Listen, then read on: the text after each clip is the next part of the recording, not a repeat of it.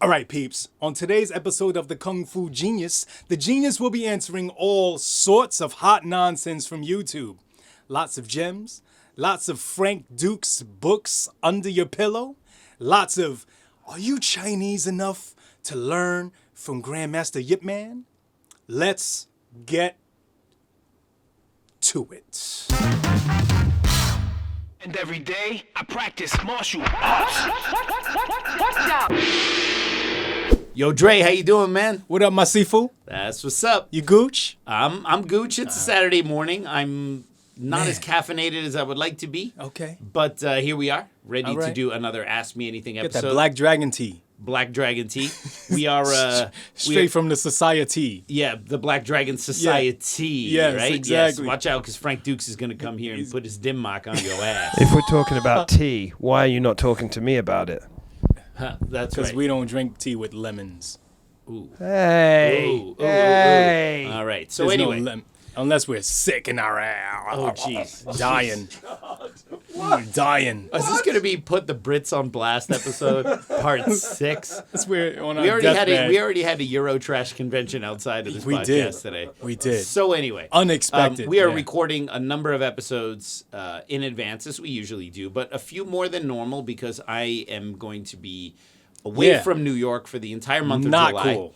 So it's cool for me. Not. So we're recording a lot of episodes because I won't be here. So we need to make sure we have enough episodes for the time when I'm gone. So probably by the time anyone watches this, I'll be like in sunny ass Florida, chilling, doing nothing. You know, I always get this separation anxiety. I You don't do. know I why. know that because every year I go to Florida for a I month. don't know why this happens. And you to get, me. you get I very get clingy. mad. Yeah. I get pissed. Every and time I like, leave, I have to give you an article of clothing that I didn't wash, so you can sleep with it. It's very sweet. And yeah, What's up with that? yeah, I'll sleep in like a Bruce Lee T-shirt, and then I'll give it to you, right? And then you'll be fine, right? But yeah, so here we are. So what do you got for me? I think first out the gate, we got the Mac Attacker. Mac Attack or Mad Attack?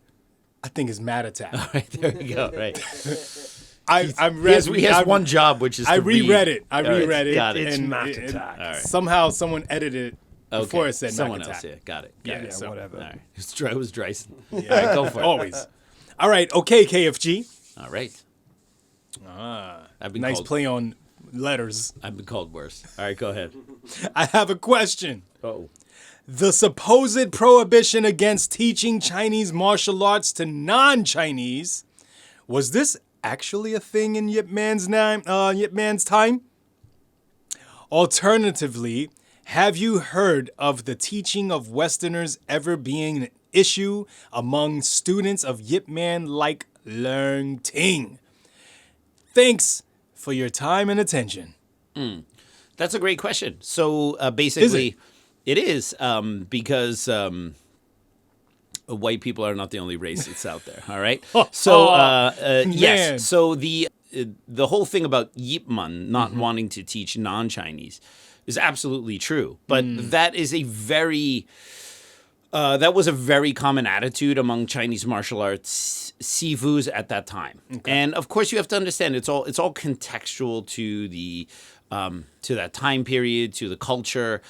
For many Chinese in Yip Man's generation, and certainly in older generations, you know, they viewed, rightly so, they viewed foreigners with a great degree of skepticism. What was their motto? You think they had a motto? Well, you know, like, it was a if lot of you're- people like Mikey Deane Yeah. coming into their country and deciding like, oh, this place called Hong Kong, this is ours, yeah, all so right? they were tight about that. So they So- were like, if you're blonde, you're wrong. Exactly. Yeah, yeah. So basically, you know, they also suffered a lot of ill treatment from their colonizers, obviously. Okay. So it makes a lot of sense that the Chinese would be very skeptical of foreigners in general. Not just the Brits and other Europeans, but obviously also the Japanese who had come in and brutally occupied parts of China and even Hong Kong, especially during the Second World War. Mm-hmm. So, you know, at that time, especially post Second World War, a lot of Chinese had a very kind of strong nationalist feeling because they had just gotten out of a very dark time in their period, the overthrow of the Qing dynasty and then the Republic period, and then you have the communist takeover, and then all these people fleeing either to Hong Kong, Macau, or Taiwan. And so in order to continue to live, I suppose as they would assume like a proper Chinese, like have a proper Chinese life, they had to get out of China, especially after 1949. So naturally, they would view a lot of Westerners and foreigners with a great degree of skepticism. It's also interesting that the Chinese word for foreigner, okay, and I'm not talking about guailo, which is like a derogatory term for Westerners. Okay. The general term, which means people from outside of the country, that is a term that Chinese people use to describe non-Chinese people, even here in the States. So, like, for example, Chinese who live in Chinatown will see someone like you or me and essentially call us foreigners here in the States. All right. So, because it is people who are from outside of the country, right? Really cool. Yeah. So, it's normal. This totally was true. All right. About What's this word? How do you say that word? So in I'll use the I think in Mandarin they call it 外国人. Well, my Mandarin is terrible. 外国人. I think in Cantonese say 外國人. And so it means like 外國人, which just means 外 is like outside and 國 is country and 人 is people. So it's like people who are from outside of the country. Okay. But they will even say that when the Chinese themselves live in another country, which is kind of interesting, right? And obviously you have terms like guai lo. Guai means ghost, and lo is like person or guy or whatever. Yeah. Like. And the reason why they called foreigners like us guai lo is not because we're light-skinned and white, so we look like a ghost. It's actually because of the round eyes. Because in traditional Chinese culture, demons were always depicted as having very round eyes. Wow. So the first time they saw foreigners who actually had red eyes, we literally looked like the demons they had been depicting on their walls. Okay. Right? So that's kind of where that comes from. And there's a little bit of debate as to whether the term guailo is really like super derogatory. Because, for example, it's one of those terms like in Hong Kong, if someone calls you a guailo, it depends how they call you that term, right? Well, I've been called Casper growing up a lot. Oh yeah. Yeah, but I don't know if that's the same. Well, again, it's the same idea. I think the tone of how something is said matters a lot. Like when it comes to the term guailo.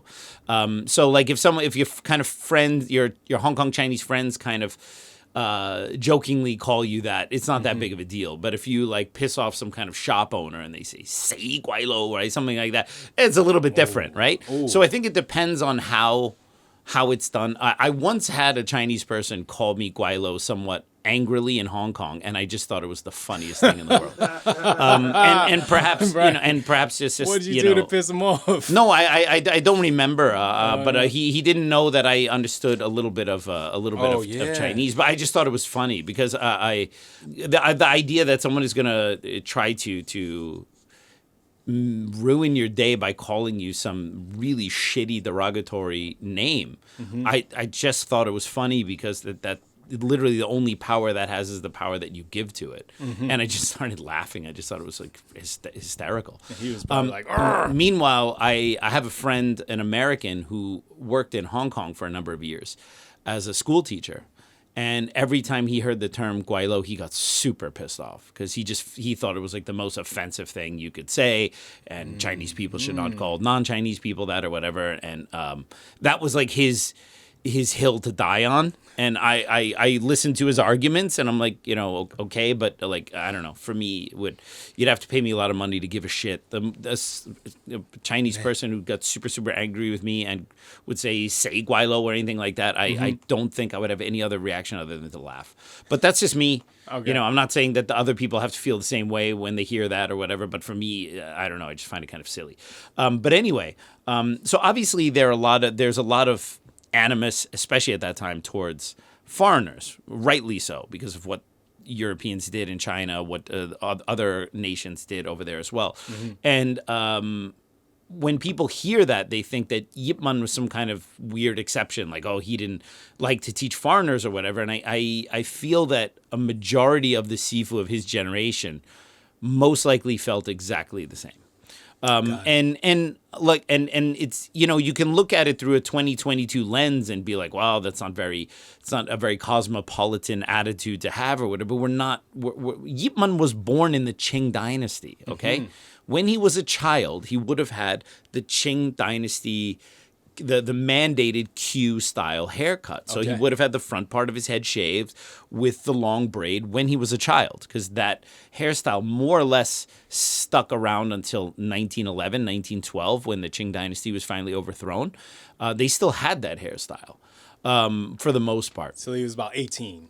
Yeah, and what's also interesting is that even Chinese who had left China and came, let's say, to the States, like to San Francisco in those days, they still kept that hairstyle, because remember, most of the Chinese that came, let's say, to San Francisco, or they came to work on the railroads, they were under the impression that they were coming for temporary labor, that they would come over here, earn a bunch of money, like earn a bunch of American dollars and come back.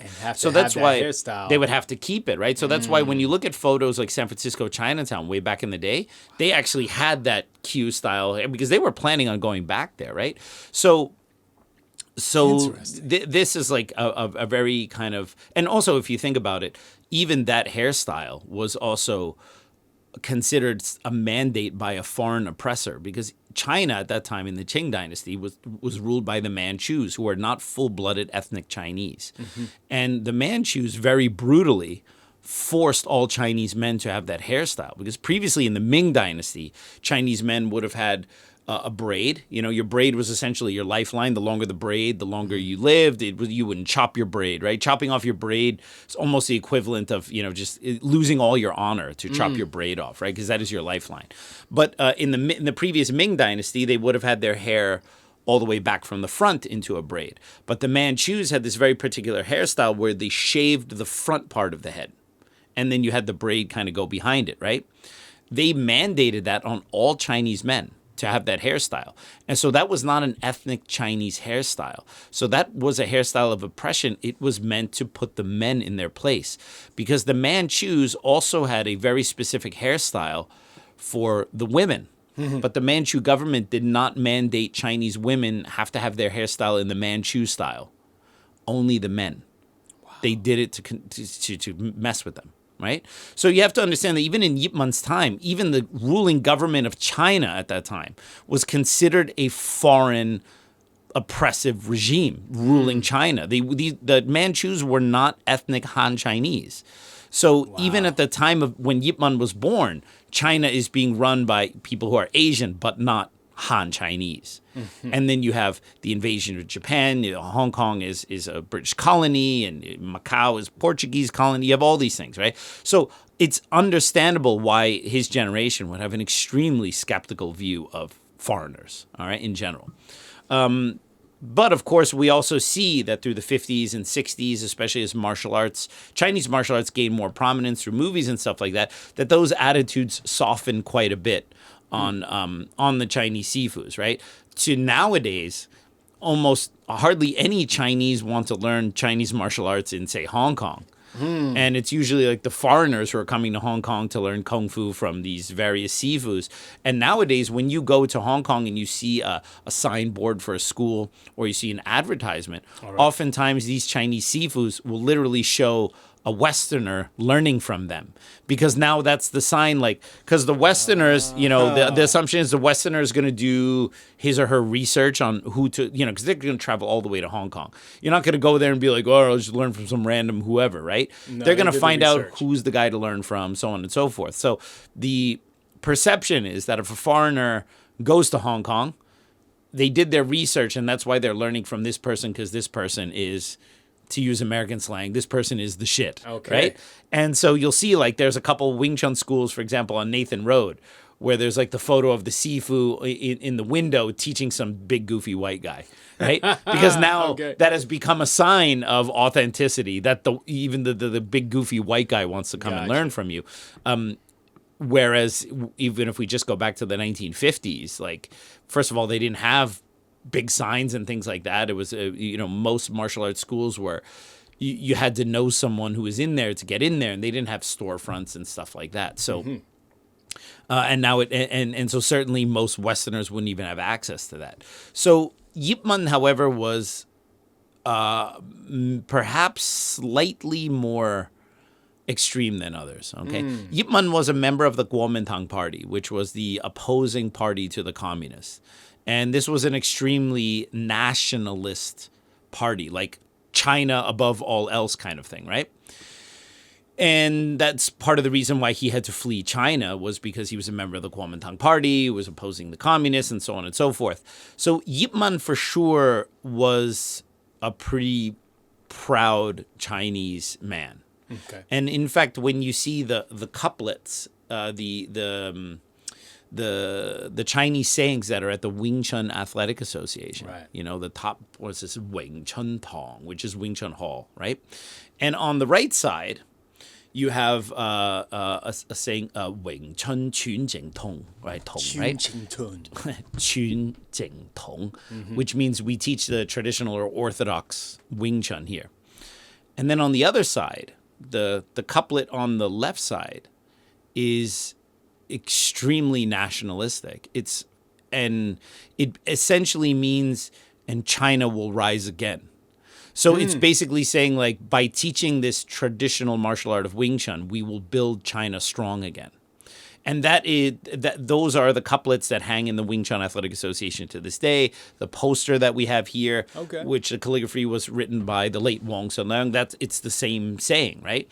So it's kind of funny that this poster that's often hung in Wing Chun schools all over the world is basically saying, like, this is for China, not for you, buddy. Because that was the sentiment at that time, post World War II. For the City Wing Chun Athletic Association, I changed that second couplet because Wing Chun now belongs to the world. Oh, wow. So if you go upstairs, you'll see the right one is the same, but the left one we have now modified to specific for ours, which means for the benefit of the entire world, rather than just for China, right? I thought you was going to say "Make America Great Again." Make America Great Again. Yeah. I'll change it to American nationalist. That's your couplet. Yeah. We teach the traditional Chinese Wing Chun, and we will make America great again with said Wing Chun. right. Yes, more or less. That's right? what I thought you was going to say. So it's understandable. This was a prevalent attitude at that time. Now, Yip Man apparently was even slightly more extreme than that. All right. So from what I have heard from, my good friend, the late Sifu Chanchi Man, and other original students of Yip Man preferred to only teach Southern Chinese, particularly Cantonese, but mainly you had to come from the South. So that meant that he didn't even teach Northern Chinese Wing Chun because supposedly either they had their own martial arts or because the Northern Chinese were taller, had certain physical advantages, they shouldn't learn Wing Chun, so on and so forth. Yeah. So that's the thing when people are like, oh, Yip Man would not have taught Westerners, Yip Man would not have taught black people, Yip Man would not have taught Japanese or Korean. Dude, he would not even teach Northern Chinese. Okay, like let's not even pretend we're having a conversation about foreigners. You need to be the right type of Chinese to learn from Grandmaster Yip Man. All right. So that's why it's kind of a moot point to bicker about him not teaching Westerners when he was even highly selective about what type of Chinese he taught. That's like me not teaching anyone above Soho. Exactly. Yeah. If you live above Soho, you ain't coming in. Forget it. Yeah. That's totally. wild. Yeah. So that's an interesting fact because I think sometimes, especially for non-Chinese or non-Asian people, they don't realize that within the Asian community, within the Chinese community, you have factions, and some of these factions really don't like each other for whatever reason, and for some whatever historical reason, and so ignorant Westerners or foreigners are like you lump these entire groups into one group and not realizing that they're factionalized just like everyone else, right? So we have this thing with Yip Man not even teaching Northern Chinese, all right? Wow. And then so the last time I saw Sifu Chanchi Man before he passed away, which was the last time I was in Hong Kong, was in August of 2019. And I'm very happy that we shot a bunch of interviews with him at that time. So I had my friend Mark Oberdorfer, who is a German filmmaker who lives in Hong Kong. He's been living in Hong Kong for a long time, speaks Cantonese. He's like an OG in film, too. He's been around for a little bit. Yeah. And we shot Sifu Chanchi Man in high def professional sound. And it's a few hours of a conversation I had with him where I just asked him about his history, about what he's done, about learning from Yip Man, about Bruce Lee, about all these kind of stories. And and now of course he passed away earlier this year, and I'm very happy that I have this footage, and I'm talking to Mark about we're gonna do something with the footage because it's amazing, and it's one of the last records I think we're gonna have of people who really learned closely from Grandmaster Yip Man. So I asked Tanzifu, I said, obviously Hong Kong was a British colony for almost 100 years. Yeah. I can imagine that there's some Brits, like some British kids growing up in Hong Kong in the 50s and 60s who had a liking for Chinese culture and a fondness for it. I mean, they lived there, and maybe they had an interest in learning Chinese martial arts, before Bruce Lee and all this stuff. I mean, imagine you're some British kid growing up in Hong Kong. Your parents work for the government. There's some kind of officials or whatever, and you see these Chinese people in the park doing kicks and punches, and you find out that your Chinese friend does this thing called kung fu or whatever. It might be something really interesting because it's so exotic and bizarre, right? So I asked them, I said, did any Westerners ever try to learn from Yip Man, during that early period of time when he was learning from Yip Man? And the reason why I thought that was a relevant question was because, well, one, I want to find out what Yip Man's response to something like that was. All right. And two, we're also talking about a pre-Bruce Lee is famous. It's one thing, once Bruce Lee and Kung Fu movies became big, that foreigners are going to want to go to Hong Kong and learn from these different masters. But I'm talking about, when no one really knew it. Yeah. Where was there some British kid, who wanted to learn? And he told me something really interesting. He said, yes. He said one time, and this is in the Restaurant Union. So this is the very first period of Yip Man's teaching, so very, very early on.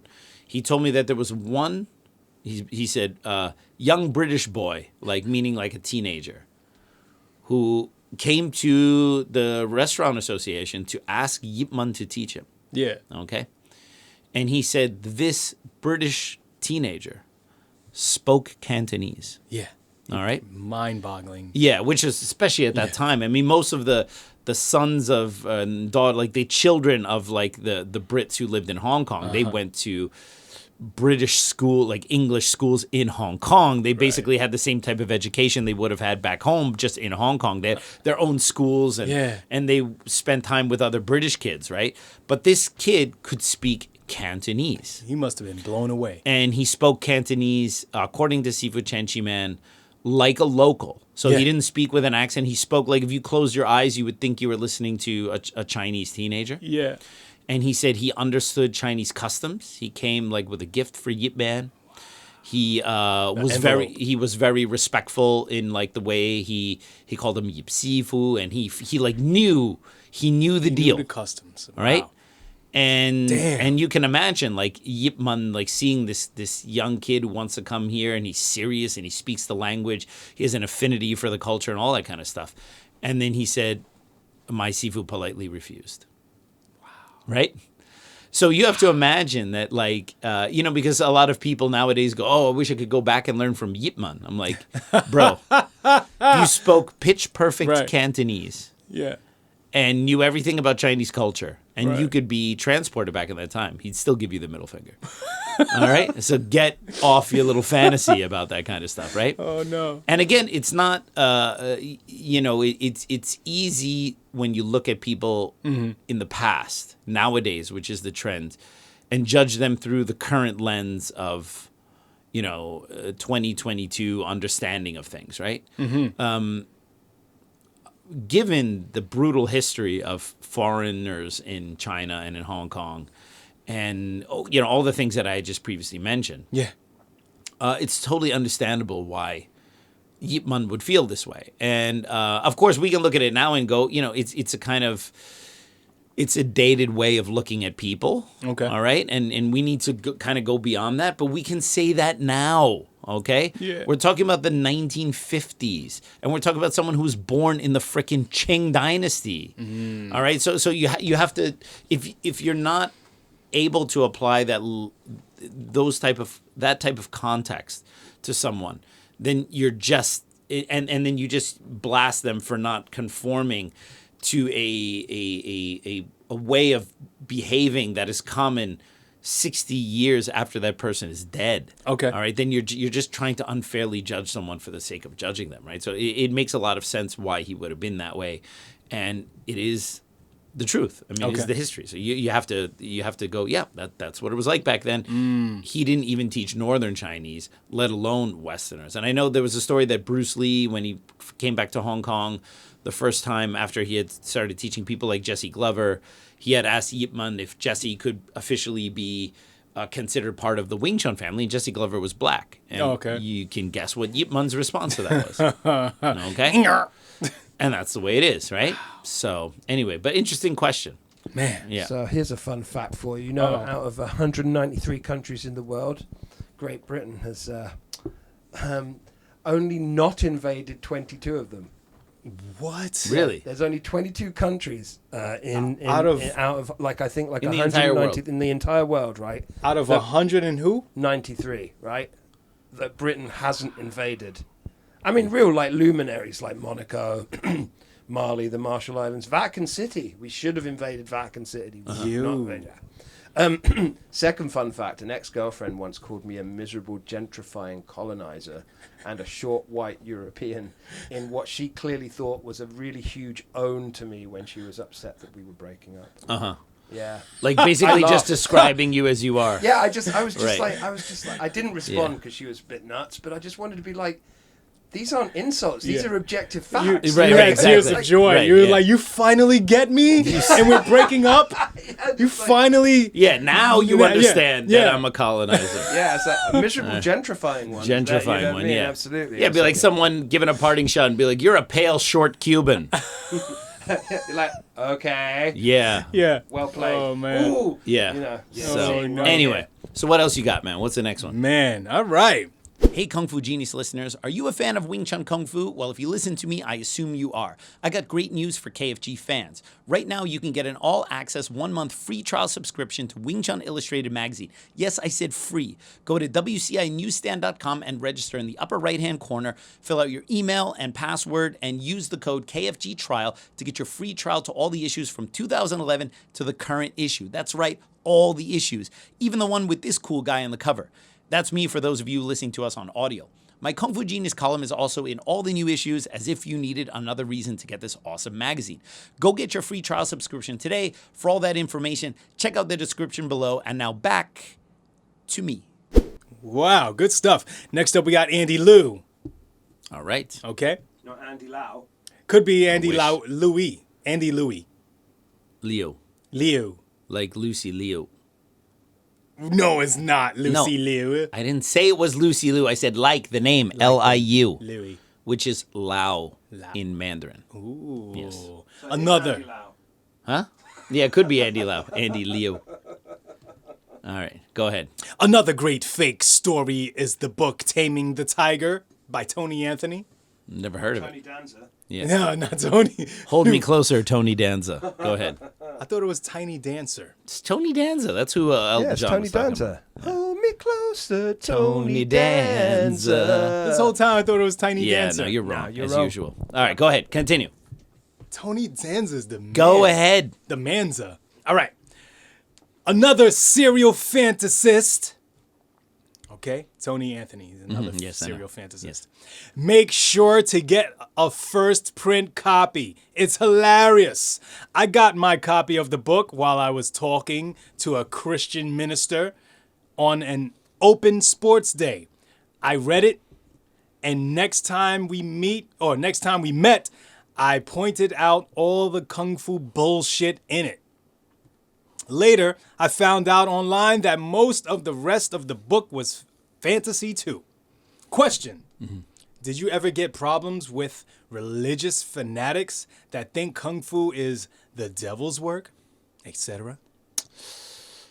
That's a good question. I never heard anything like this. Yeah, well, first, we're in New York, so it's a little bit different. I mean, if we were running our school in Pennsylvania, in West Virginia, in, I don't know, the sticks of Alabama, I can imagine. I don't know about them foreign type of martial arts, them devil worshipping foreign martial arts. You occasionally see the religious people on the train. Yeah, Crazy, well, first of all, I mean, crazies. New York is a place where you have all types, right? But for the most part, religious zealotry you have everywhere. You always have some crazy dude with a Bible on the subway telling you the world's about to end, right? I miss those guys. I haven't seen. Yeah, I mean, you always have stuff been like on that. the subway but much that, lately. I mean, most people don't really pay any attention to those guys, right? But in terms of like someone saying like, the martial arts or Chinese martial arts are work of the devil, nothing. I mean, that's not never really heard going to that. happen in New York, right? I can imagine though that's happened in like the aforementioned Pennsylvania and Waste Virginia and all those kind of places, right? Waste Virginia. Yeah. People who That's live a in places place. like that. Yeah, Waste Virginia. Right? That's not a place. That's and- not a real place. Yes. I can't. And it is a real place. No, I all right? cannot. I cannot So. type that in my ways. But I have had like over the years I've had some like kind of hardcore Christians who like refuse to like bow to like at the beginning of class when we bow to Grandmaster Yip Man, like they can't do that because you're worshiping some false idols. I or something remember. Like that. I had an intro student who said that. Well, I mean, in the entire history of City Wing Chun, at any given point, we usually had maybe one person like that, right?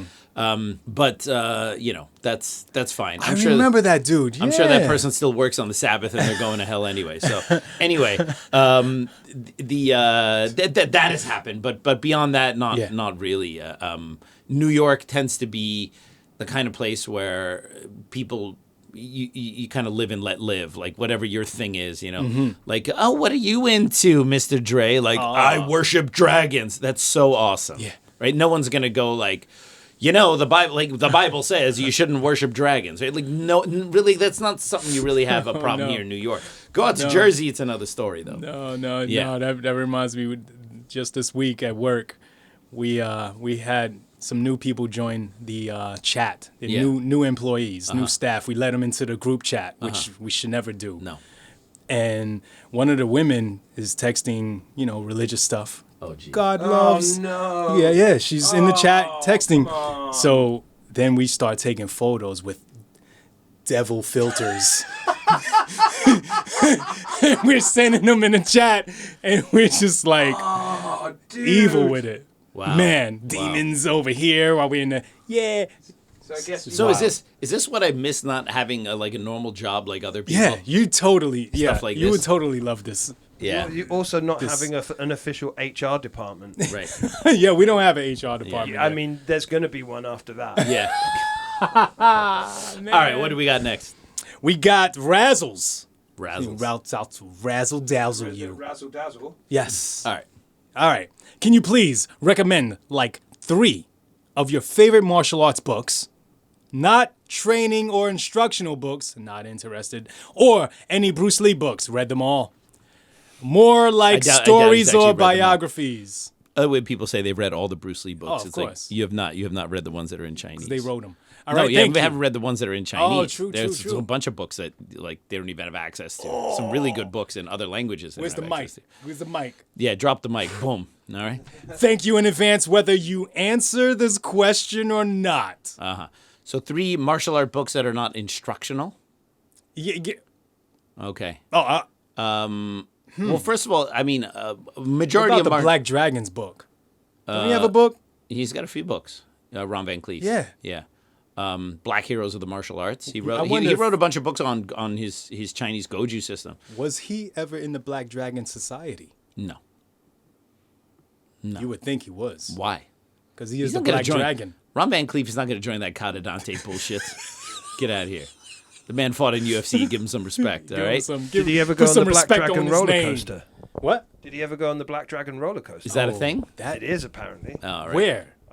Great Adventures? Parks, I wish it was a great adventure. I wish I've been there the whole too. time. I'll go there tomorrow. So I mean, a majority of martial art books tend to be instructional, and I buy. You've been in my place. You see how many martial art books I have. But even if most martial art books are instructional, like I don't buy them to go. Oh, I need. Like I don't buy like let's say a book about a tiger crane form in Hong Kong. That's an instructional on the form. I don't buy that book because I want to teach myself that instructional. I buy that book because I teach myself that form because I want to learn about the history of that form, that style, how it's applied, what the nuances are or whatever. So, I mean, I think leaving instructionals out because you're like, oh, I don't want to see a book about a style that's either not the style I'm doing or I've seen too many of those. I think you're going to miss out a lot because, for example, there are books that have been published in recent years about Hong Kong, which is they've been written by Lam Chun Fai, Lam Zhou's son. Lam Chun Fai. In coordination with Chiu Heng, who's like a martial arts researcher. I like that. And they did these really thick, like deep dives in things like tiger crane form and gongji, fuk kun, and like these traditional Hong Kong forms, right? And even though a big part of that book shows like the form step by step, but like the whole first part of those books go into the history of that style, the detail, why that form exists, how that form changed, the development. And so, like, if you don't want to get an instructional because you don't want to sully your eyeballs with another style that you don't practice, you're going to miss the fact that a lot of those books also have sections that are not just showing you a form or a bunch of techniques, but they go into the background of that style. So I think one shouldn't limit their consumption of martial arts books to non-instructional books, all right? Having said that, there's a book written by the late Brian Kennedy, which talks about the history of the Jing Wu. Did you say Brian Dennehy? Brian Kennedy. About the. I was about to say Brian Dennehy wrote. Wow. Yes, he did. I would love to read that book. I would read that book in a heartbeat. Good. Anyway, now what the hell was I even talking about? There's a book written by the late Bryan Kennedy about the Jing Wu Academy. Okay. The Jing Wu Academy is the school that was featured in the movie Fists of Fury. With the Huo Yuan Jia, Fok Yun Gap, the Sifu was killed, supposedly murdered, whatever, and then, Bruce Lee's character gets his revenge. Well, that academy was actually a real place, and it was developed in the early 1900s. And it was essentially the first public professional martial arts school in China.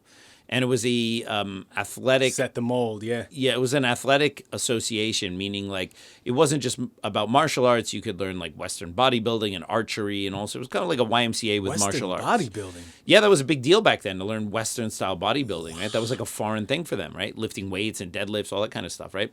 So this Jing Wu Academy was created, and Brian Kennedy wrote this really interesting book about the history of the Jing Wu Academy, which obviously discusses a fair amount of the history of Chinese martial arts in general and how these martial arts were kind of combined and disseminated. So that's fascinating. That Jing Wu book is really interesting.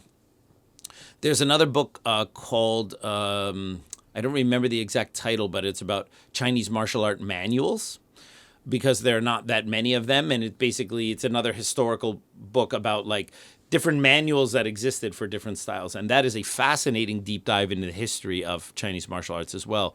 Also discusses things like the idea that that styles are Buddhist or Taoist is more or less a modern construct that's been appended to these styles.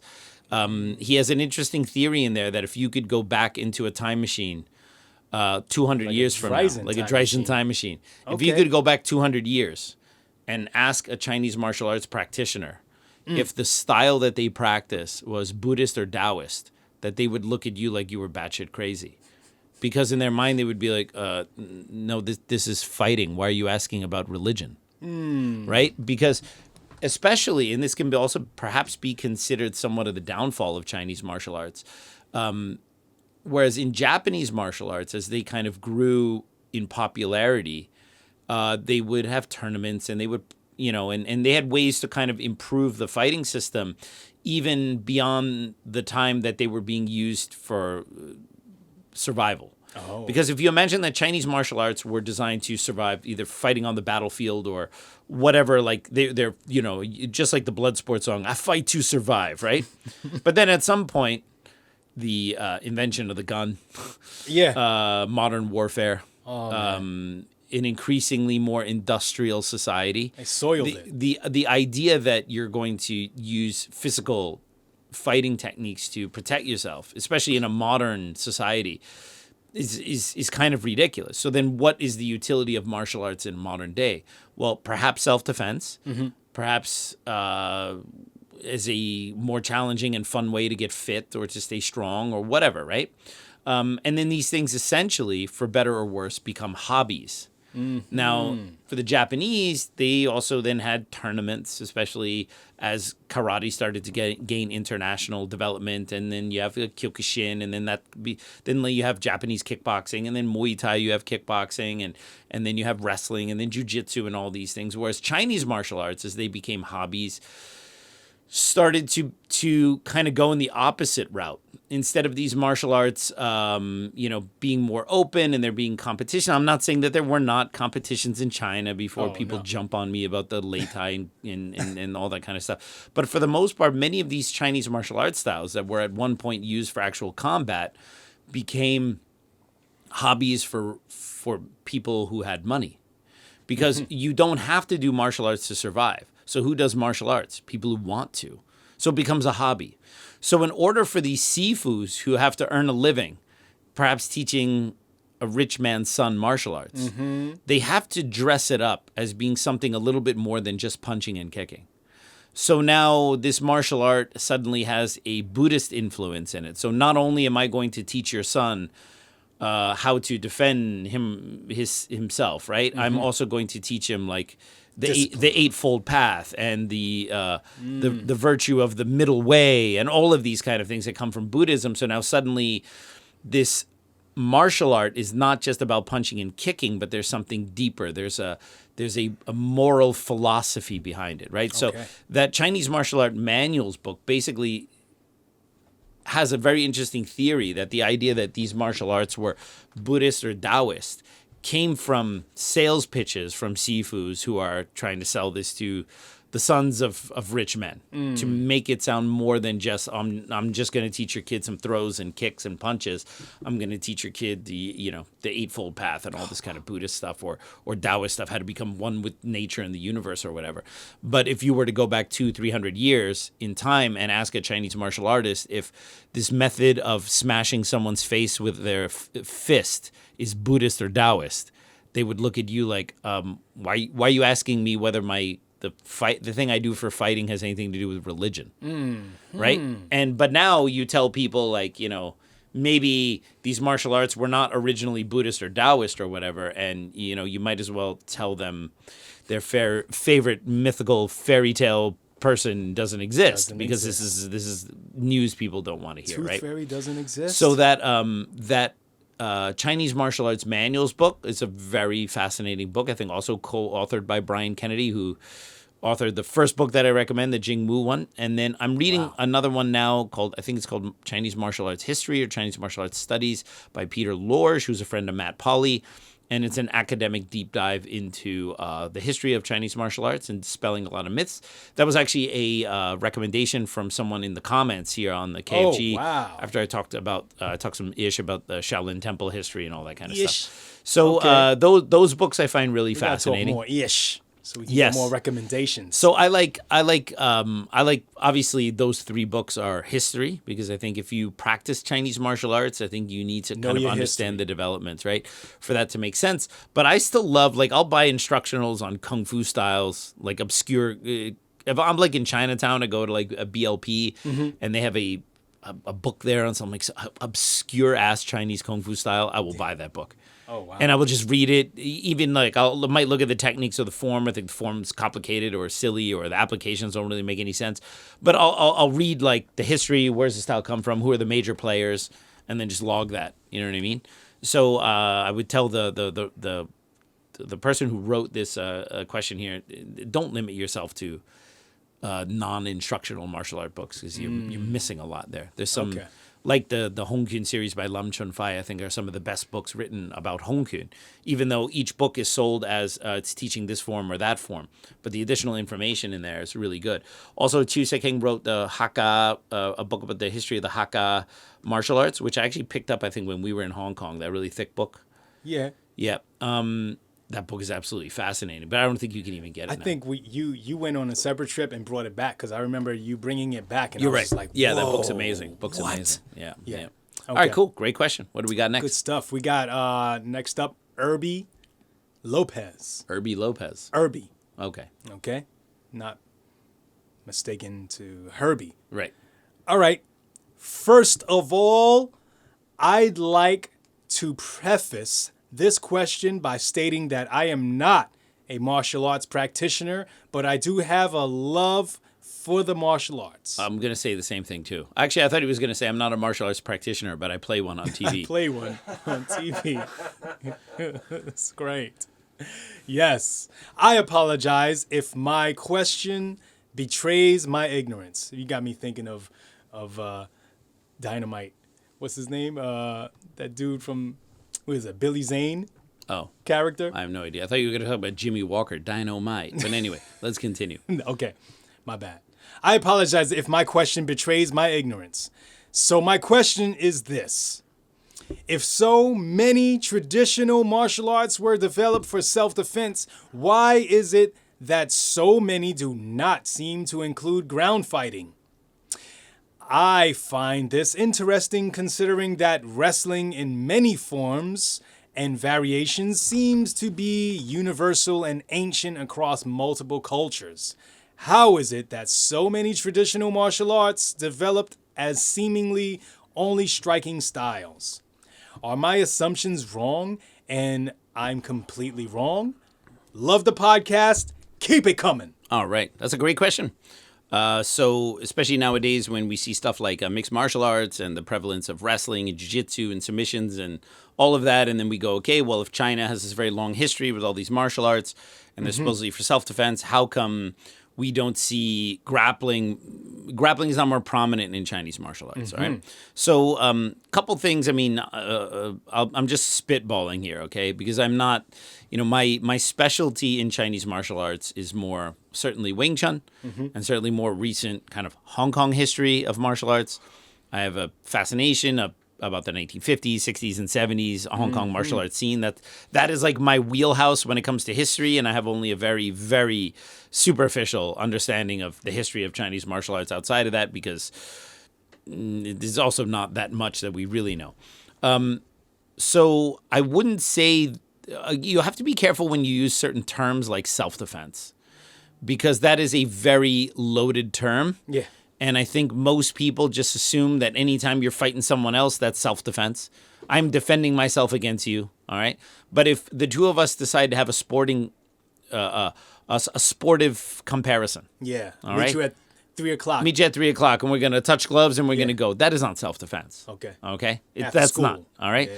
Self-defense is there is one willing participant, your attacker, and one unwilling participant, you. Yeah, okay, all right. So there is a psychological component to I'm protecting myself because someone is unrightly so attacking me. That is self-defense. Getting in a ring willingly with someone, all right, or fighting on the battlefield or whatever. None of these things really should be categorized as self-defense. So I would push back slightly that Chinese martial arts were originally developed for self-defense. And I would say more likely than not, they were developed for the battlefield. Okay. So if you are in a battlefield the country. situation, first and foremost, you fight with weapons.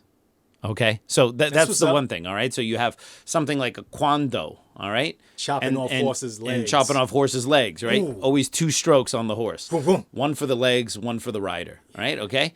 Oh, And so you have kind of a development, an early martial arts, like from the Bronze Age, like we're talking even before any Shaolin Temple, any of that kind of nonsense, of battlefield martial arts. Okay, so when you have weapons, you have probably some rudimentary armor, you're on horseback, and if you do end up on the ground, then you're going to have to use some kind of small close range arms, the spear, thing like that, a sword or something like that to keep the person off of you, right?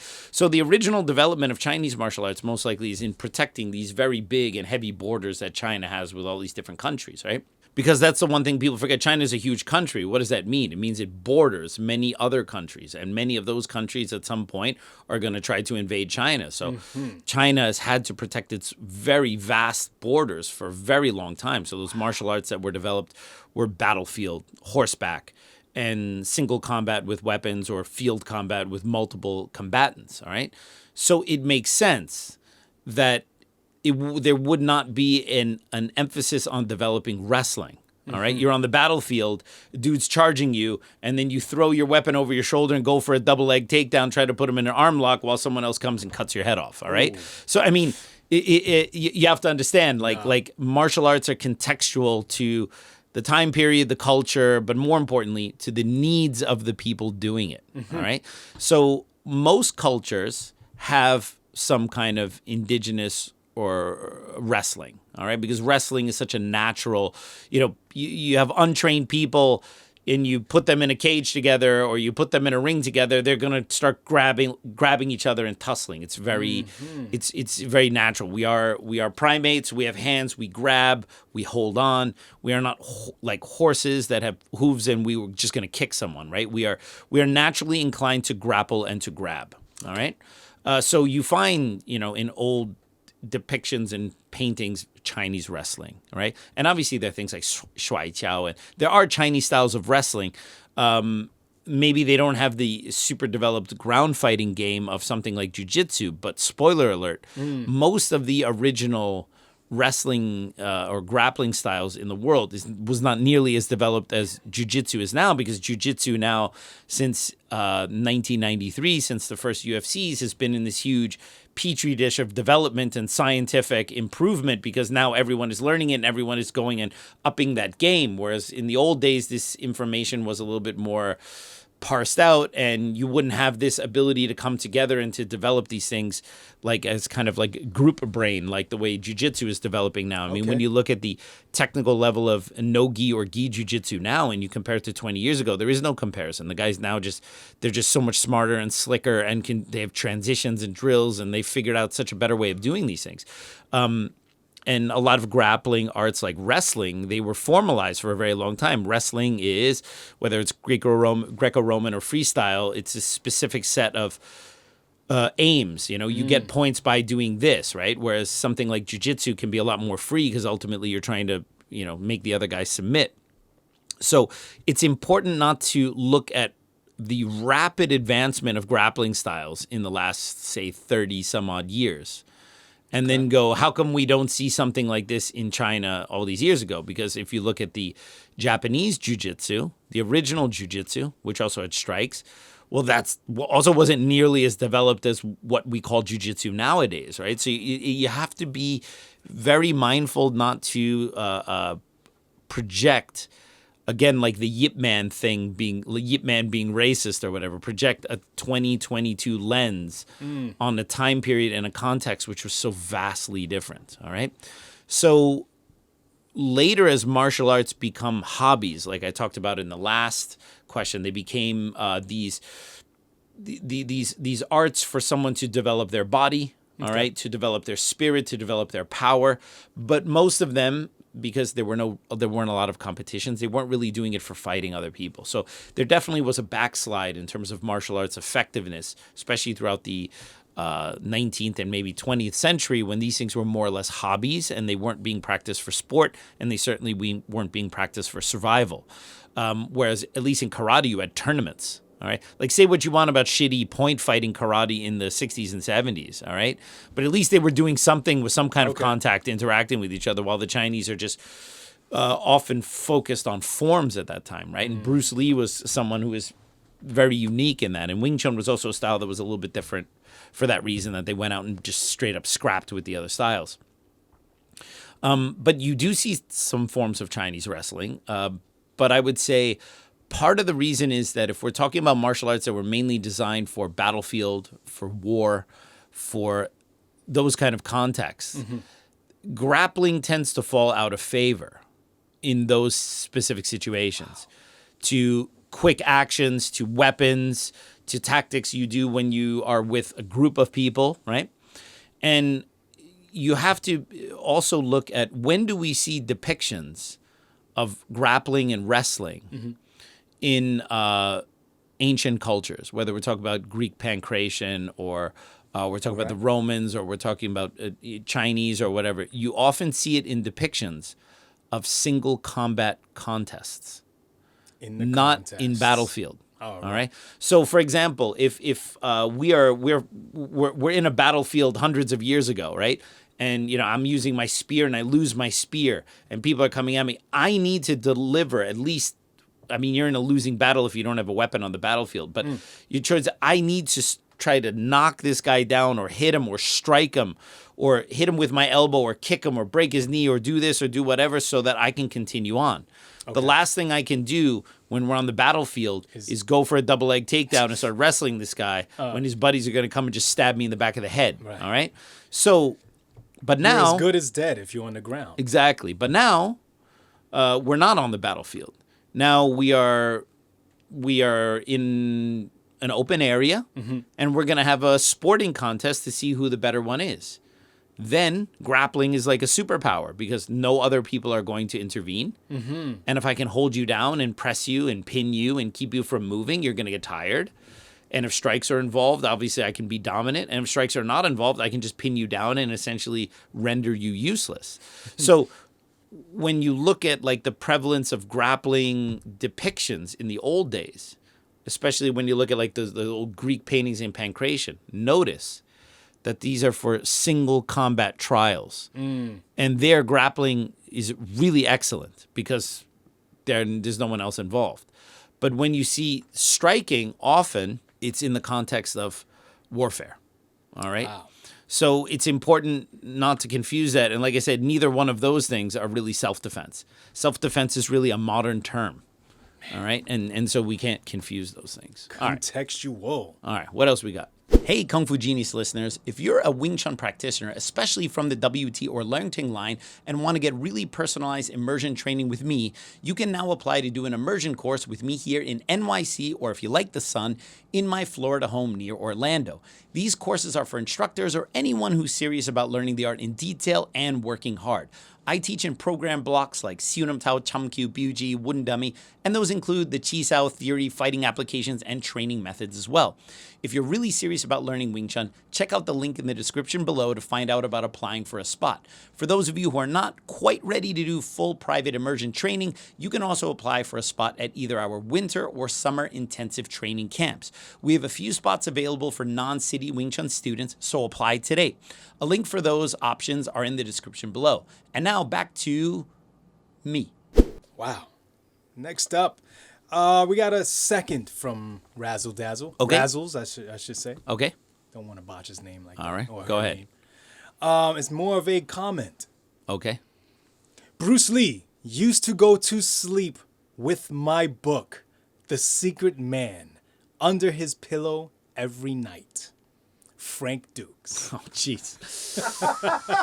Yeah. So, recently, recently at the time of this recording, not recently when this episode finally comes out 10 years from now. All right. I did a couple videos about Frank Dux because, we had a live episode. We had a live episode where we talked about Frank Dux, and then I did a short one where I talked about some of this stuff that has been coming up with the Viking Samurai channel, who's been giving what I feel is a disproportionate amount of airtime to someone who's more likely than not a fraudster. Now, again, I don't want to rehash everything I talked about in those episodes. Like, Frank Dux can be someone who has some fighting skill, who has some martial arts skill, who has a head on his shoulders about some ideas about martial arts, which may make sense. I mean, the dude choreographed Bloodsport. You got to give him that. And he was the choreographer. Yeah. What? And for people who no. Yeah. I mean, supposedly he was the choreographer, right? I didn't know that. That's wild. But of course he's working with but look at all the people he was working with. Yeah. He was working with Van Damme. He was working with Bolo Yeung, a veteran of Hong Kong films, and even some of the other Kumite fighters, the Chinese guys. Those were veteran Hong Kong stuntmen. One of them was John Chung, who played the bad guy in Dragon the Bruce Lee story. He played the guy who breaks Bruce Lee's back, who's supposed to be Wong Jack Man, but he's not Wong Jack Man. He's I don't know. He's Wong Broke Man. Johnny something or whatever. Okay. So he was also working with a bunch of veterans who kind of knew what to do. So if he had like some idea about, kick this, do that, whatever, I mean, well, ultimately they were the ones who were doing it, right? So I believe that Frank Dux probably had some kind of martial arts training when he was very young. I mean, probably most likely Kempo Karate if he's in the California area. I just think that he grew up in Cali. Yes, that over time, he's kind of it probably started with a couple embellishments of his story until it became this like kind of full-fledged thing. And even like, the fact that he learned from someone named Senzo Tanaka, and then like they couldn't find this person. And now recently Viking Samurai had someone on there who said they actually found a record of a Senzo Tanaka, and like and it substantiates a lot of Frank's claims. But I think what people don't realize is that someone named Senzo Tanaka could have existed, and Frank Dux might have known this guy. Still doesn't mean that guy taught Frank Dux martial arts, or that guy was a ninja, or this, that, or the other thing. Like, the problem is that you need to be very specific about what you're arguing. Okay. Frank Dux said he learned all this ninjutsu stuff from a guy named Senzo Tanaka. No one could find Senzo Tanaka. Now they miraculously found records of a Senzo Tanaka, and he was maybe some kind of spy or something like that. Yes. Okay. So the guy existed. How do we know that this wasn't just someone that Frank Dux knew or knew of, or knew someone who knew him and told him all this stuff? How does the fact that this guy actually existed now substantiate every other claim that comes out of Frank Dux' mouth, right? And again, I sound like a freaking broken record when I say this, all right? It is not for me or any other YouTuber to dispel all of this Frank Dux nonsense. Frank Dux is the one who's making the claim. Yeah. The burden of proof rests on the claimant, not anyone else. He's the one who has to substantiate these claims beyond a reasonable doubt. And if he can't do that, because, again, look, there's things you've done in your life, cool stories, things that if you told someone and someone was like, I don't believe you, prove it, you wouldn't be able to prove it, because this is stuff that happened a long time ago. Right. At the time you did it, you weren't thinking at one day in your life you're going to need to prove this stuff, right? Man. But the problem is that Frank Dux has a very high amount of those kind of unprovable things in his life. Okay? Way up there. And he always has a very interesting way of explaining away these things, which has changed over time. And I don't think it's changed because he's offering more nuance. I think it's changed because the internet is kicking his ass. Right? So he's had to kind of backtrack on a lot of his stories, right? And then, so, he wrote this book called The Secret Man back in the day, where he made the lion's share of those claims about being, CIA spy or whatever. Like when he went on that talk show host saying he was a spy, or he went on that talk show saying he was a spy and he had that eye patch, and some lady, Donahue or something? Some type of show like that. Some lady in the audience is like, well, if you're a spy, why are you on TV telling people you're a spy, right? And there he's looking like a dumbass with an eye patch, right? Yeah. Oops. Looking like a bootleg pirate. So he has a lot of odd claims that just seems like just serial fantasist nonsense, right? Pre-internet age stuff, right? The stuff you could get away with then, right? You see less of that now because the internet the internet puts people in line in terms of like be careful what you claim because of what's available for research nowadays. Man. So he wrote that book, Secret Book, and there was a lot of BS in there, his military record, all this other kind of stuff. And then so of course, the joke about the comment is that Bruce Lee would go to bed with that book, and then of course Frank Dux would say that of course obviously that claim would be totally fictitious because that book didn't come out until the 1990s anyway. But that wouldn't necessarily bar Frank Dux from making that claim. Oh, man. Bruce Lee went to bed with my book every night. Mr. Dux, your book was written in the 90s. No. That's just what they want you to think. Actually, the manuscript from that book was already ready in 1969, even though his military service didn't happen until the 70s. I'm sure. Interesting. He would have a way of explaining that. Yeah. Flip it. Do we have another one? I think we do. Do we have time for one more or two more? I think let's depends just go right how into meaty it. those questions are. Yes. Yeah, I'd just like to say the questions in this episode have been really top notch. So it would be a real shame if there was like another question from, I don't know, one of two people that may or may not exist. Yeah, would just suck. to like bring the Yeah, quality because down. actually, we've had some really, really good questions. Frank Yeah. Dux might pop up. I would in love the to answer a comments question one by day. Frank Dux. I'd love to answer a question by Frank Dux. All right, Frank well- Dux in person. Yes. Unfortunately, the next one is from someone named Goldie Hussein. Not Frank Dux. That's what I mean. All right. More or less the same. Virtually identical. All right. At end of day, he was just a human being who went through good and bad experiences. Exclamation mark. Well, there's Okay. exclamation mark right in front too. Such personal letters 50 years later are okay to make public?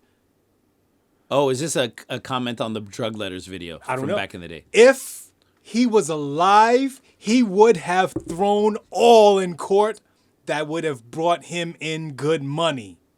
Okay. So we have an unhinged commenter commenting on my drug letters video.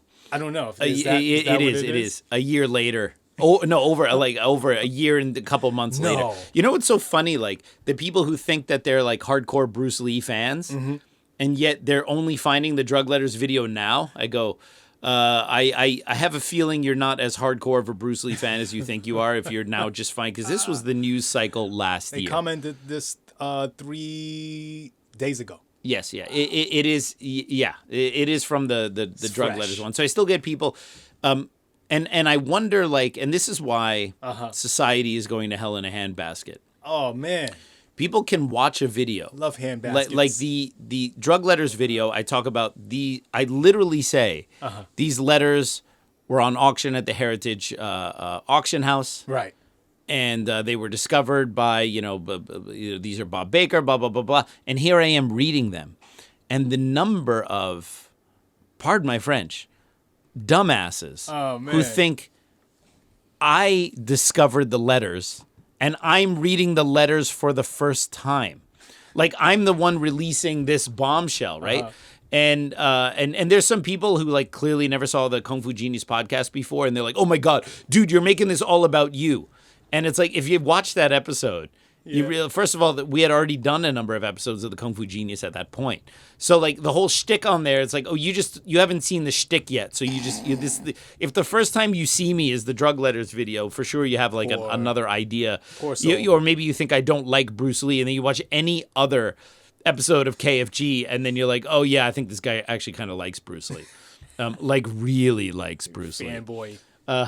So, I occasionally get these people who think I discovered the letters, or I'm just reading it and then I made them up because they're like, well, where and it's like, first of all, I wasn't even the first person to talk about it.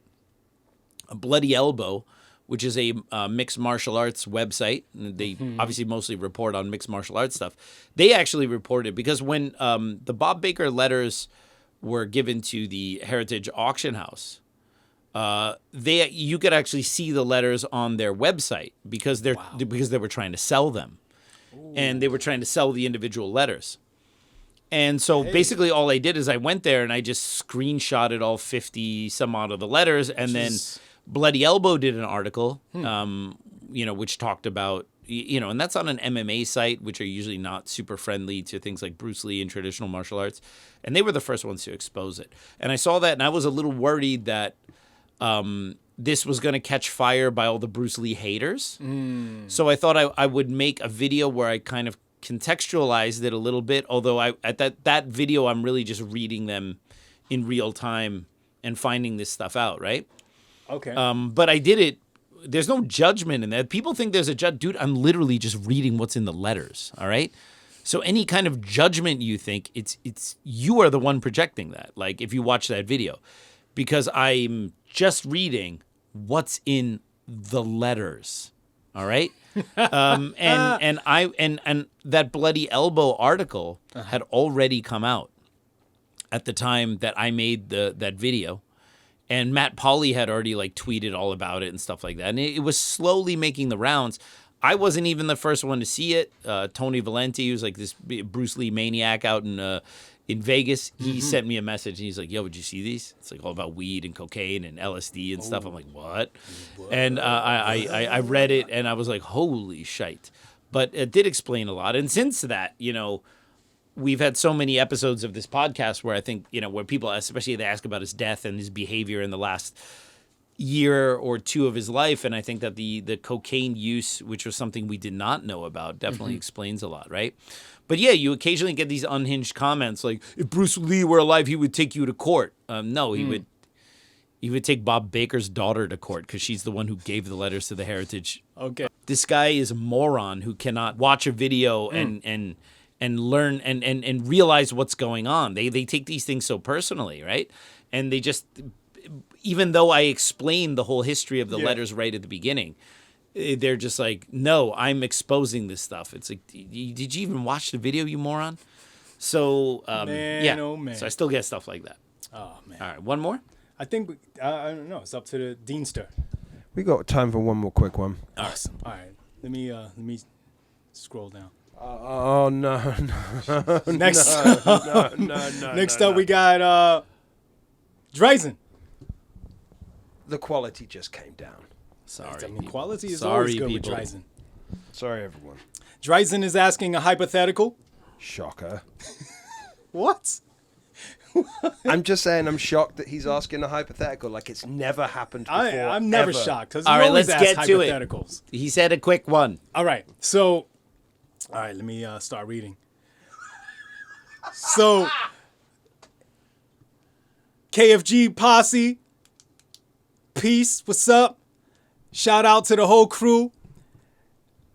Awesome episode with Frank Dux. He's a oh, I can't say that online, but he's basically saying he's like a prick. Oh, okay. All right. Like a prick. Uh-huh. But with the D. Right. Like a penis. Yes. All right. But with the D. With a D. All Like right. he's a Deanus. He's Adonis. All right. Hey. All right. You are home one day and your daughter asks you, yo, dad, I want to learn how to skateboard. And you're like, what? And you're like so happy about it. You say, all right, let's go to Astoria Park. I'm gonna show you some ollies and some rail ridings and all that crazy stuff which skaters do. I don't know. Right? So you take it to the rail park. ridings. What are those called? What are Huh? those things called? That's what he wrote. Yeah.